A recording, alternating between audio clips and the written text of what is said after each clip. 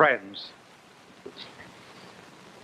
some time ago, a certain postmaster in the United States came to see me. He had received a letter that was addressed simply to the good Lord.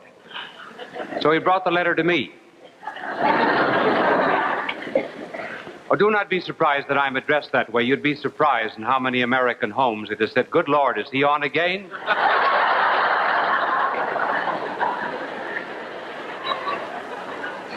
So we opened the letter, and the writer asked the good Lord for $50. The postmaster said, "What do you think we ought to do about it?" I said, "Well, in order that he will not lose faith in divinity, I will send him 25. So I sent 25.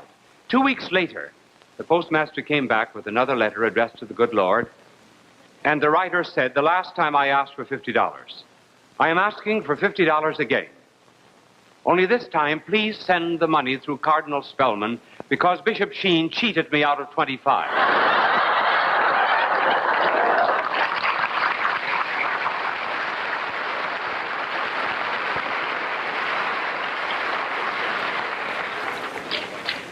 That experience creates the problem of who is the good neighbor.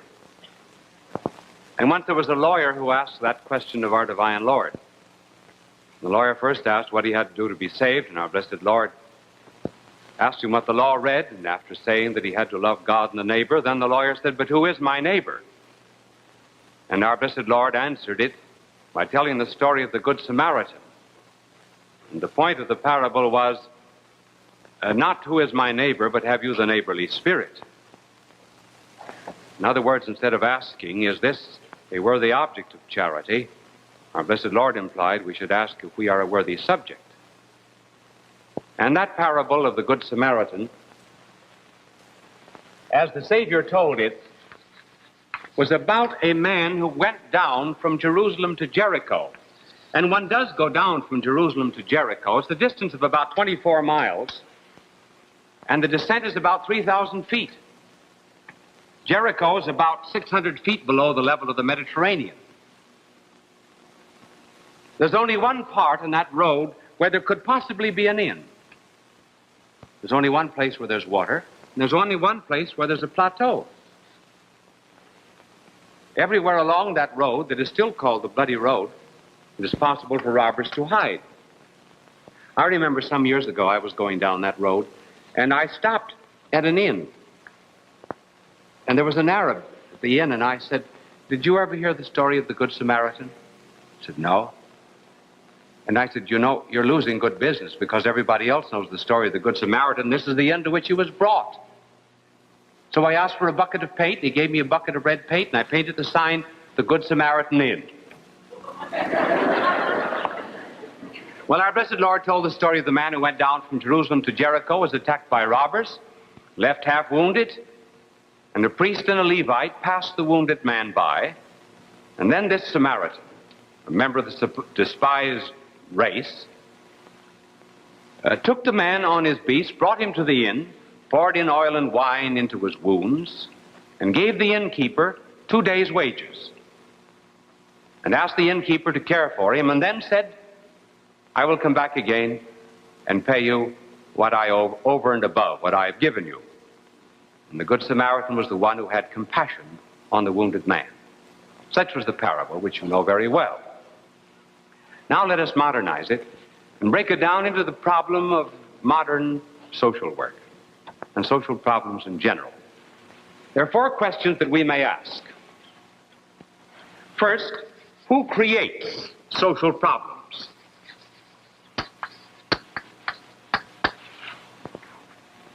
Secondly, who ignore social problems? 3, professional workers. And 4th, oh yes, after professional workers, I should say those who work out of duty. And 4th, the real solution, which is love, in contrast with duty. First, who creates social problems?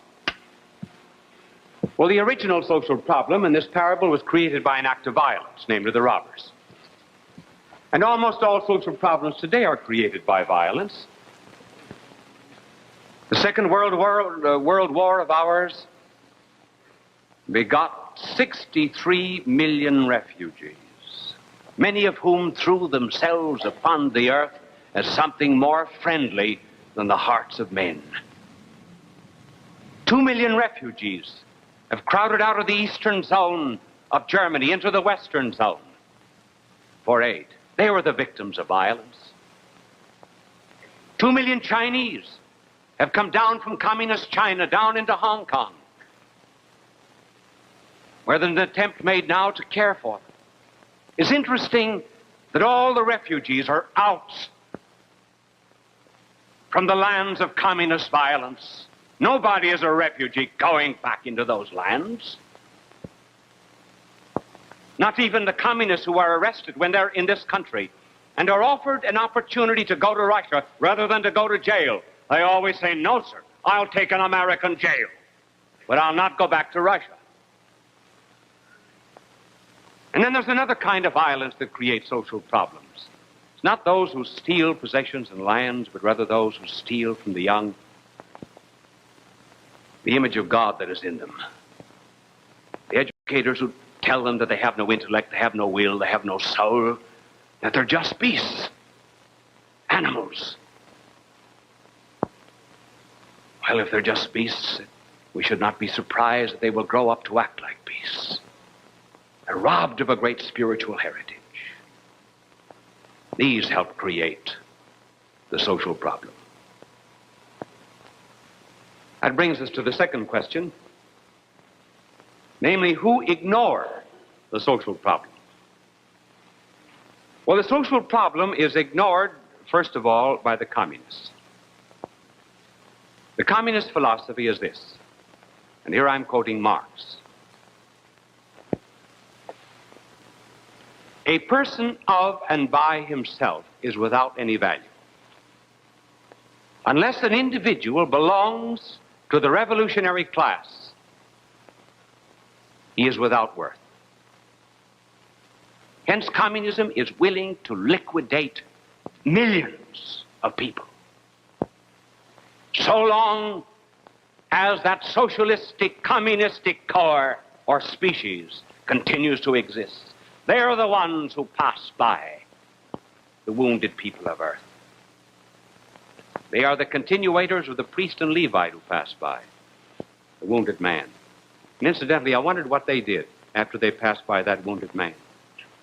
You know what I think they did?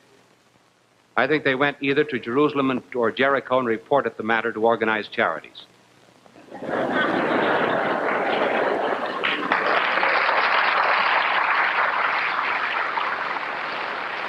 After first filling out 5 long blanks, then there are others who ignore the social problem. There is a minority, and thank God it is only a minority in this country in the field of social work, who have been influenced by the Marxist or communist philosophy, and who believe that there are only social problems and not personal problems. They believe that you can manipulate society like you manipulate machinery. And once you understand social laws thoroughly, then all individual problems will be solved. This is not the truth. The only way one can ever remake society is by remaking persons. One cannot remake persons by remaking society, because society is basically made up only of individuals and persons. But this group who insist upon social control to the forgetfulness of individual control insist that you always have to make long investigations before you can ever solve any problem. Hence the tendency today, even among foundations, to spend great fortunes making investigations, but not helping people directly. Now, it's all right to make investigations when the alternatives are unknown. For example, suppose you wanted to find out Which do the American people like better, a singing commercial or a spoken commercial? Or a red commercial, that is, a red commercial or a blue commercial? The blue one is sung. Well, you would have to carry on an investigation to find that out. But when people are in need, when they're hungry, when they're unclothed, then one does not make an investigation. One first feeds and clothes them, cares for them, and then one finds out the number. That was what our blessed Lord did when he found the multitude in the desert. He said they were as sheep without a shepherd. And so he fed them all. And in feeding them, he discovered that there were 5,000. Some time ago, there was a picture magazine that carried a series of photographs of someone in the subway steps of New York. This individual was wounded or he fainted, and the photographer stood there for an hour. And he took pictures of everyone passing by this wounded man. The pictures appeared in this magazine in order to indicate that no one was interested in the individual. Why didn't the photographer help?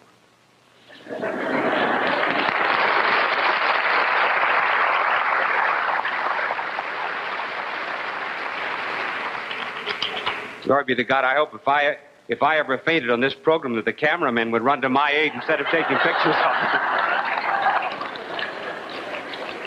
it. And then, too, there must have been a number of people, when they saw the photographer there taking pictures, they thought, well, maybe this is a movie, or it's something framed, but it certainly is not reality.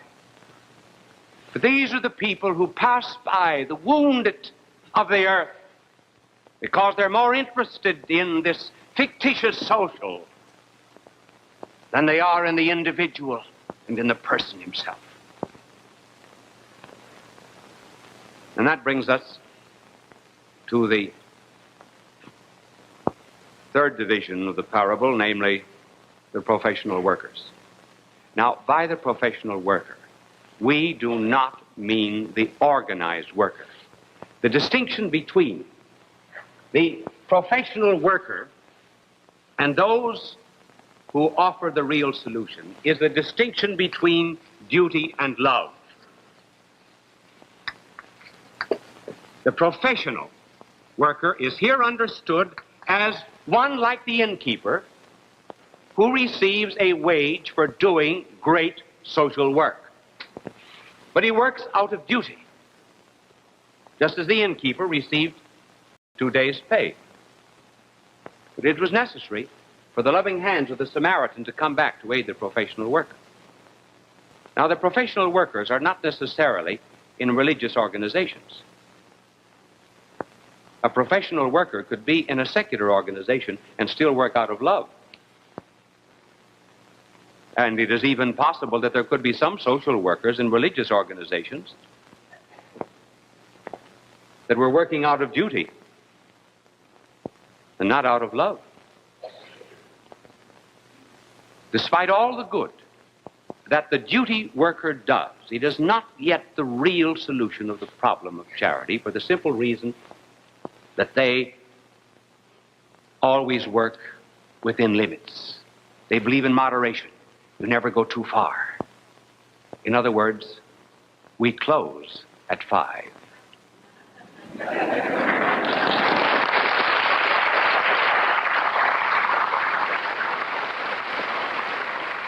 You say that there is that the family has not had food in 24 hours and you have no coal? Well, sorry, this is Washington's birthday, and call us on Monday and we will handle your case. There is apt to be that danger of moderation, which is not the way of love and charity. And incidentally, too, it is well for the people of a democracy to realize that they must not throw all the burdens of social workers, of social problems, upon professional workers and professional organizations. Suppose I had an automobile and I gave the right to drive the automobile to the governor. I gave the right to fill the air with hot air to the ward leader. I gave the right to buy gas to the lieutenant governor. Well, it wouldn't be long until I would no longer be free to drive the automobile. And as American people surrender responsibility for the poor and the sick and the aged in their community, they also surrender their democracy.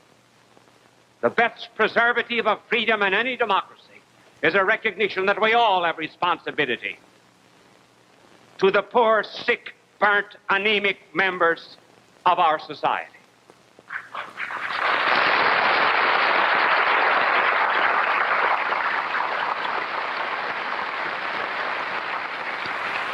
The real solution is the solution of love. The Good Samaritan who had compassion. And love here means three things. To the one who loves the poor, he always believes that the rich need the poor more than the poor ever need the rich. And by the rich, I mean only those who have relatively more than those who have not. Why do the poor need the rich? In order that they may have a roof over their heads, food in their stomach, clothes in their back, shoes in their feet. Why do the rich need the poor? In order that they may justify their stewardship of wealth. In order that they may thank God for the blessings that they have received. In order that they may have His grace in their hearts and His blessing on their being. The poor need the rich only for material reasons. But the rich need the poor for spiritual reasons. And that was why our blessed Lord said that those who have money are to use their money to make friends with the mammon of iniquity. The mammon of iniquity meaning money. Give it to the poor, and they will intercede for you on the last day. As a beggar once said to me in Madrid outside of a church, he said, listen, if you don't give to me, who will intercede for you in the last day?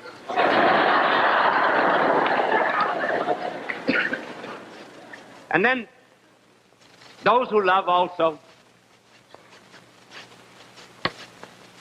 have a different way of handling the poor than anyone else. This is the way most of our charity and philanthropy is. It's vertical. This is a house. It's a...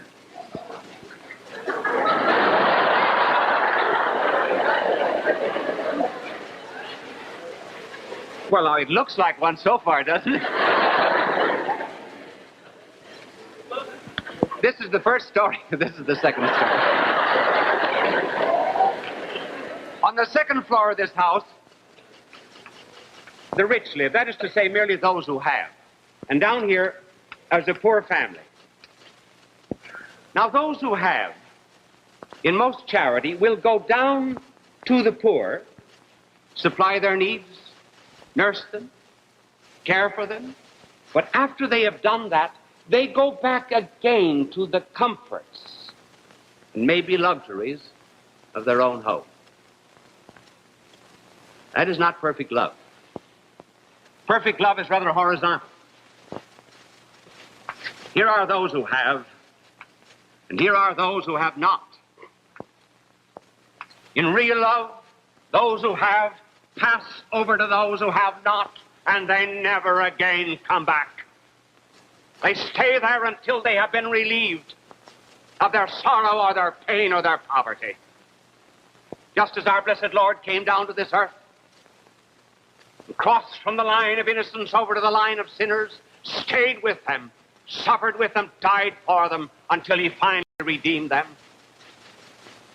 This is the kind of love that missionaries have, that will become citizens of the country in which they are missionaries, in order to better share the problems and woes and sorrows of the people for whom they care.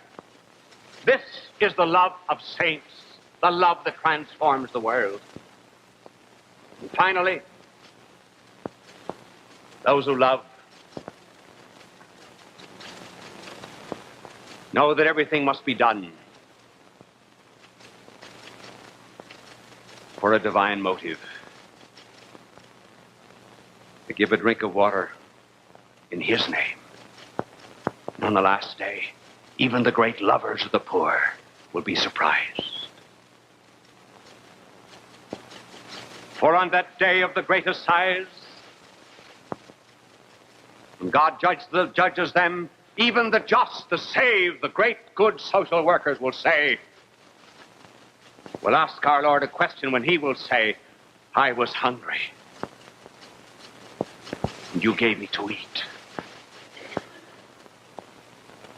I was thirsty, and you gave me to drink. I was naked, and you clothed me. I was sick, and you cared for me.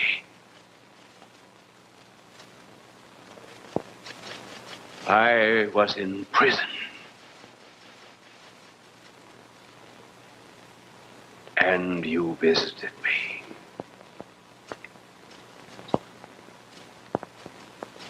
These great lovers of the poor, who did things in his name, will be surprised that he was so pleased. And they will wonder when. The nurse will wonder when. And she will ask when. You mean when I took care of patient in room 238?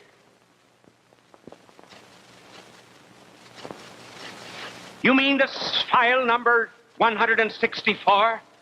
I cared for you. And the Savior, when they ask when, will say to them,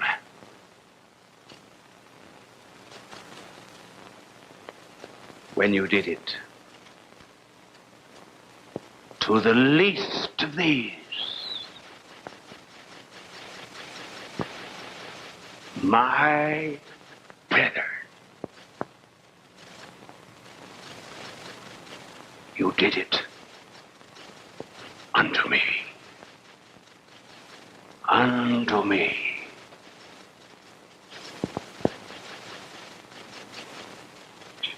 When people die, their friends ask, how much did they leave? And the angels of heaven asked, how much did they take with them in love?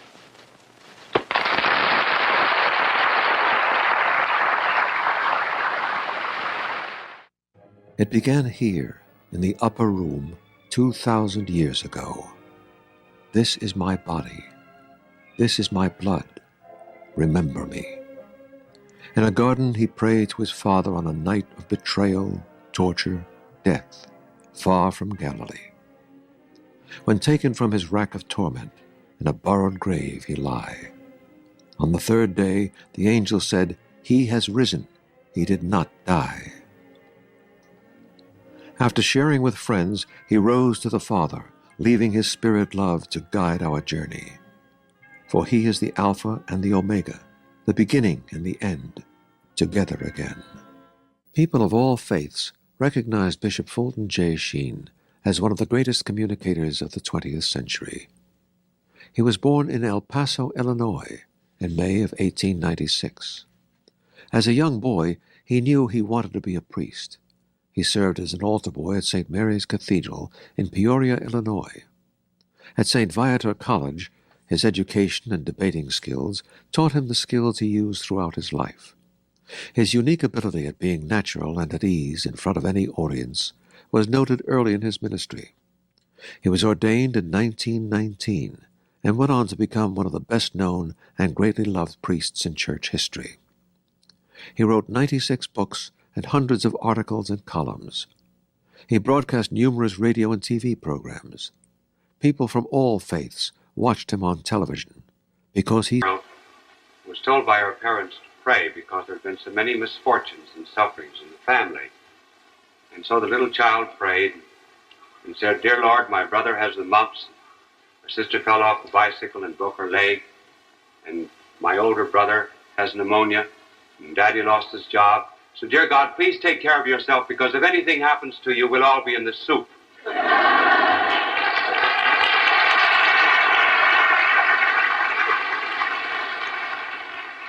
We have received so many letters from people who have had greater sufferings than this little girl. We decided tonight to talk on the subject of suffering. First, on some of the paradoxes of suffering. Secondly, on two ways of meeting pain or suffering. And finally, how to accept it. First of all, the paradoxes. Have you noticed that in our contemporary civilization, there happens to be a coincidence? First of all, of great material prosperity, and at the same time, a tremendous amount of inner and mental discontent. First of all, we do have material prosperity. The per capita income of the United States is around $1,750. In China is $26 a year. But along with that, there's an inner unhappiness. 51% of the hospital beds of the United States are occupied by mental patients. We ought not to have this tragic sense of life with so much prosperity. Why is it? Certainly is not because we're prosperous. It can only be because, to a great extent, we are assuming that all we need to be happy is some external prosperity. In other words, we've made our philosophy a philosophy of having, rather than a philosophy of being. And the reason there is this inner discontent and unhappiness is because man is trying to put the infinite into the finite. This is the mathematical symbol of the infinite. This is the symbol of the finite. What we're trying to do with our soul and our heart that was made for the infinite of life and truth and love, we are attempting to pull this infinite down into our finite structure with all of its material environment.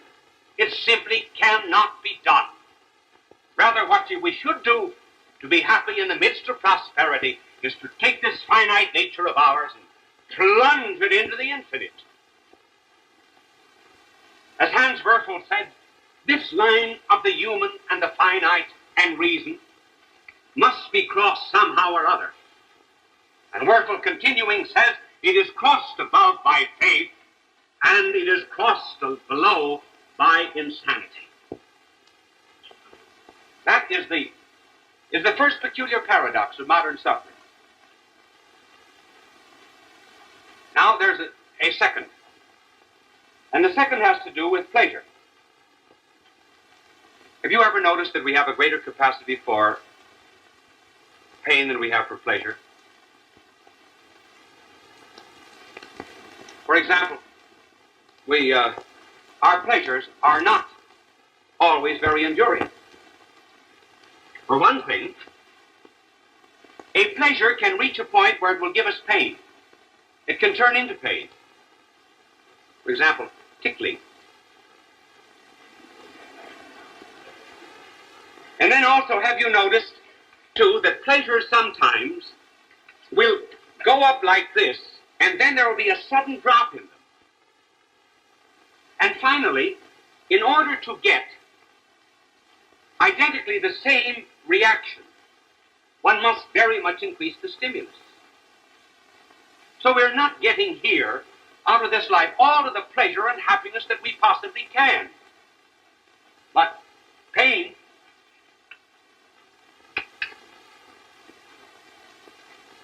it seems, could very quickly reach an end, and yet somehow it reaches that end that we anticipated, and we still bear it. We go to a dentist, and we feel that if he drills 5 minutes more and goes 6 feet deeper, I just can't stand it. We stand it all right. And then he continues to bore, and we know he's going to hit oil. We stand it.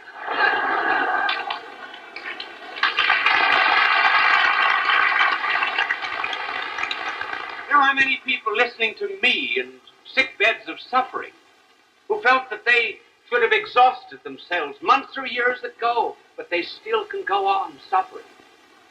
Now, why is this? Why do we have a greater capacity for pain than for pleasure?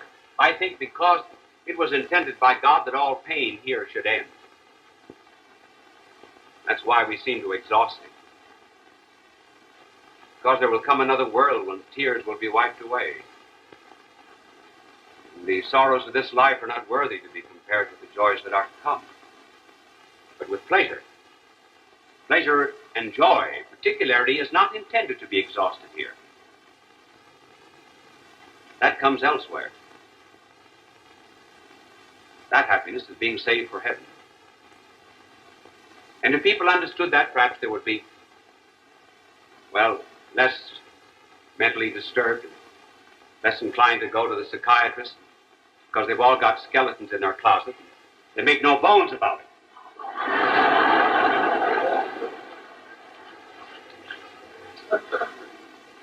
That brings us to the double reaction to pain. There are two possible ways of enduring pain. As Stevenson expressed two ways of looking out of prison bars. Two men looked out through prison bars. The one saw mud, the other stars. And in the midst of agony and pain and suffering, one reaction of pain can be rebellion. The other reaction of pain can be resignation. Why this difference? The difference is due to the fact that this person sees no purpose in pain. And when there's no purpose seen, no final destiny, when pain is just as opaque as a curtain, then it's rather natural for the soul to revolt against it. When one can see a purpose in it, see it as a means, see it transparent, and as opening onto something else, then there can be resignation. These two attitudes toward pain were perfectly exemplified on a day when two thieves and revolutionists were put to death. They were crucified on either side of our divine Lord. Both of these revolutionists suffered exactly the same torture. They had identically the same background. When they each felt the impress of the nail in their hands, when the crucifixion began, they blasphemed. And then when finally they had mounted their crosses, they heard the one on the central cross speak. It was a peculiar word he spoke. Generally, when men die, they either protest their innocence, or if they have any spark of justice in their souls, they ask for forgiveness. But here, for the first time in the history of the world, the Son of God on the central cross was saying, Father, forgive them. They know not what they do.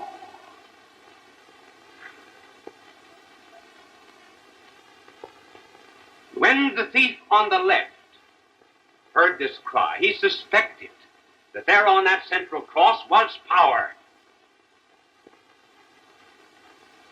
And so he asked the one on the central cross if he had power to take him down.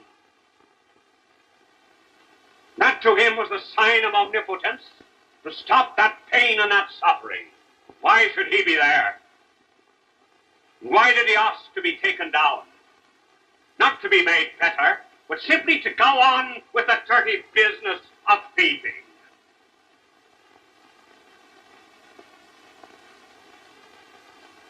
But the other thief, When he heard that prayer from the central cross, he immediately began to see a relationship between his sufferings and his guilt. His background as a blackguard, a revolutionist, and a racketeer.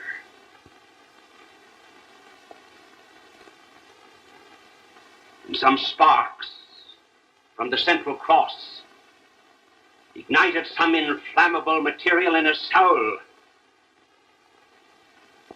And in the belfry of his conscience, the bell began to toll. He spoke to his brother thief, and he said, "Fear ye not, fear ye not. We suffer the just reward of our crimes.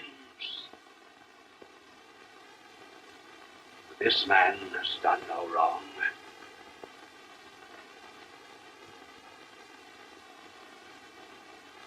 Then he uttered a prayer. And turning to the divine Savior on the central cross, he said, "Remember me. Remember me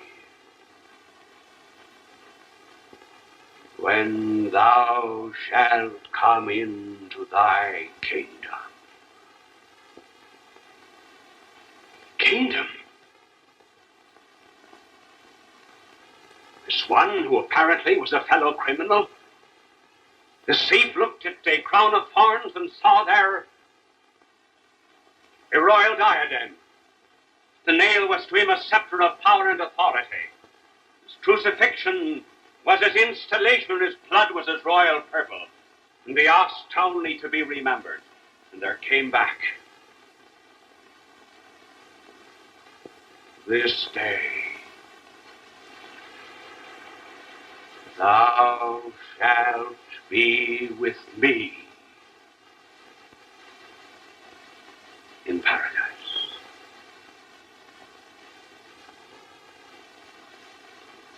Now, it was the foundation of democracy, the worth of a single soul. Thou shalt be with me. I always wonder why he said in paradise. Be with him is paradise. And the thief died a thief, for he stole paradise. And paradise can be stolen again.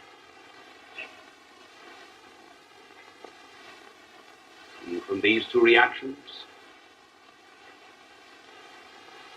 we see the one that is to be chosen. The two ways in which pain can be used. Pain can be used, first of all, in expiation.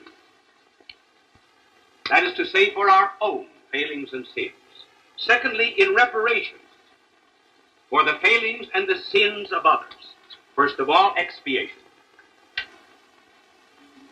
I can remember when I was a boy, about 8 or 9 years of age, my brother and I were playing a ball in the backyard, and we threw a ball accidentally through the neighbor's window. And Mother heard it, and she called us in. And she sent us to our piggy bank. And she made us take the money out and go over to the man next door and give him the money for the broken window. And also ask him to forgive us. Now, why shouldn't we just ask to be forgiven? Because we broke a window. People think that when they do anything wrong, all they have to do is be forgiven. Oh no, we disturb an equilibrium, an order. That order often has to be redressed. For example, if I stole your watch, if I stole the watch of one of these operators here, if I could get close enough to this cameraman and steal his watch here, and then I would say to him, "I'm awfully sorry, I stole your watch. Will you forgive me?" He says, "Yes, I forgive you." But he says, "Give me back my watch." Well, so it is if we have sins And who, in the name of God, hasn't? Well, we can ask the good Lord to take the pains, come to us in expiation and redress and atonement for all the wrong that we have done. We put down our foot, for example, 3 times in illegitimate, sinful pleasure, and to get back there to do right again, we've got to put our foot down in pain and be like little doggies with our tail in back of us. And then when we reach this point, then only can we begin to do good. That's one way pain can be used. And the second way in which it can be used is in reparation. And here we offer it up for others, not just for ourselves. How often, for example, in the physical order, doctors will graft skin. If we burn our face, from our back to our face, to restore our pristine elegance. If a person is suffering from anemia, doctors will transfuse blood from an anemic member of society to the healthy member of society to the anemic person in order to cure the person of that condition. Now, if it's possible to transfuse blood, don't you think it's possible to transfuse prayer? If it's possible to graft skin, is it not possible also to graft some reparation, some sacrifices? We live in a world in which we do not grow the sheep, for example, though we wear woolen clothes. Others help us. So it's possible to take our sorrows, our disappointments, and the jealousies and the hatreds of others and turn them all back again as the thief at the right did, in order that someone else might be saved. That's reparation. Why should we offer up our sufferings in expiation or reparation? Simply because we love. Love will not kill pain, but love will diminish it. A mother sits up with her sick child all night long. For her, it's not agony, it's love. There are not